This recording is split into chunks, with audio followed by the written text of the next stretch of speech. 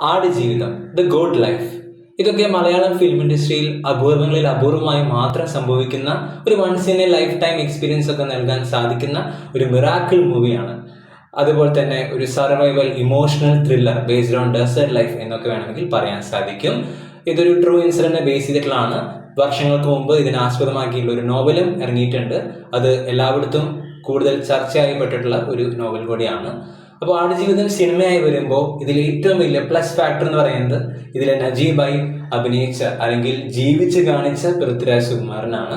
അദ്ദേഹത്തിന്റെ പെർഫോമൻസ് എടുത്തായാലും അദ്ദേഹത്തിന്റെ physical transformation ഏറ്റവും ചലഞ്ചിങ് ആയിട്ടുള്ള ഒരു കാര്യമാണ്. മറ്റെല്ലാ നടന്മാരും ചിലപ്പോൾ ഈ റോള് എടുത്തേക്കണമെന്നില്ല. അതുപോലെ തന്നെ ഡബിങ് ആണെങ്കിലും വോയിസ് മോഡുലേഷൻ ആണെങ്കിലും അങ്ങനെ ഓരോരോ ഫാക്ടേഴ്സ് പൃഥ്വിരാജും നജീബുമായി ബന്ധപ്പെട്ട് വരുന്ന എല്ലാ കാര്യങ്ങളും അത്രയും പെർഫെക്ഷനോട് കൂടി ഇതിൽ കൂടുതൽ അദ്ദേഹത്തിന് പെർഫോം ചെയ്യാനില്ല. അല്ലെങ്കിൽ അദ്ദേഹത്തിന്റെ എല്ലാം തന്നെ ഈ സിനിമയ്ക്ക് വേണ്ടി അദ്ദേഹം മാറ്റി വെച്ചിട്ടുണ്ട്. 3-4 കൊല്ലമാണ് ഈ സിനിമയ്ക്ക് വേണ്ടി അദ്ദേഹം കൊടുത്തിട്ടുള്ളത്. അപ്പോൾ ആ എഫേർട്ടിനുള്ള റിസൾട്ട് അത് ബോക്സ് ഓഫീസ് സക്സസിന്റെ രൂപത്തിലും അതുപോലെ തന്നെ ഒരുപാട് പുരസ്കാരങ്ങളുടെ രൂപത്തിലും അദ്ദേഹത്തിനെ ഉറപ്പായിട്ടും തേടിയെത്തിയിരിക്കും. അദ്ദേഹത്തെ പ്രൈസ് ചെയ്യുമ്പോൾ കൂടെ തന്നെ പറയേണ്ട 2 കോ ആക്ടേഴ്സ് ഉണ്ട് ഈ സിനിമയിൽ അദ്ദേഹത്തിന്റെ ഒപ്പം അഭിനയിച്ചിട്ടുള്ളവര്. അവരുടെ പെർഫോമൻസും ഒപ്പത്തിനൊപ്പം തന്നെയാണ്. അതേപോലെ തന്നെ ഫസ്റ്റ് ഹാഫിൽ വരുന്ന അമല പോള്, അവരുടെ പെർഫോമൻസ് ആണെങ്കിലും എടുത്തു പറയേണ്ടത് തന്നെയാണ്.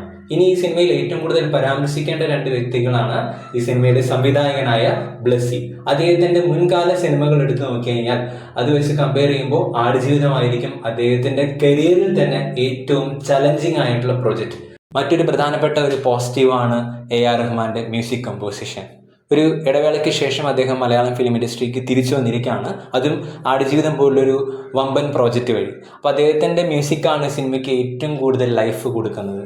പല മൊമെന്റ്സിലും ഈ നജീബ് എന്ന് പറയുന്ന ക്യാരക്ടറും അദ്ദേഹത്തിൻ്റെ സുഹൃത്തുക്കളും എങ്ങനെയെങ്കിലും ഈ മരുഭൂമിയിൽ നിന്ന് ഒന്ന് രക്ഷപ്പെട്ട് കണ്ടാൽ മതി എന്ന് നമ്മളെ തോന്നിപ്പിക്കുന്ന അല്ലെങ്കിൽ പ്രേരിപ്പിക്കുന്ന തരത്തിലുള്ള മ്യൂസിക് കമ്പോസിഷനും അതുപോലെ തന്നെ നല്ല നല്ല സോങ്സും ഈ സിനിമയിലുണ്ട്.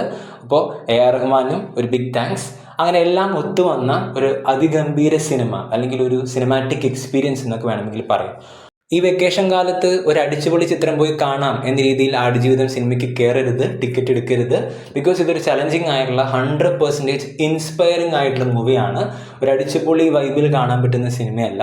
പക്ഷെ എങ്കിലും ആർക്കും നിരാശപ്പെടുത്തേണ്ടതായ രീതിയിലുള്ള ഒരു സിറ്റുവേഷനിലേക്ക് ഈ സിനിമ നിങ്ങളെ തള്ളിവിടില്ല. പക്ഷേ സിനിമ കണ്ട് ഏതെങ്കിലും ഒരു മൊമെന്റിലൊക്കെ ചിലപ്പോൾ നമ്മൾ കരഞ്ഞു പോയേക്കാം, അല്ലെങ്കിൽ നമുക്ക് വിഷമം വന്നേക്കാം. അത് ഇവരെടുത്തിട്ടുള്ള എഫോർട്ടിൻ്റെയും അല്ലെങ്കിൽ അതിൻ്റെയൊക്കെ റിസൾട്ടായിട്ട് ഞാൻ കണക്കാക്കുന്നുള്ളൂ. ഈ സിനിമയ്ക്ക് ഞാൻ നൽകുന്ന റേറ്റിംഗ് 8.5 ഔട്ട് ഓഫ് 10.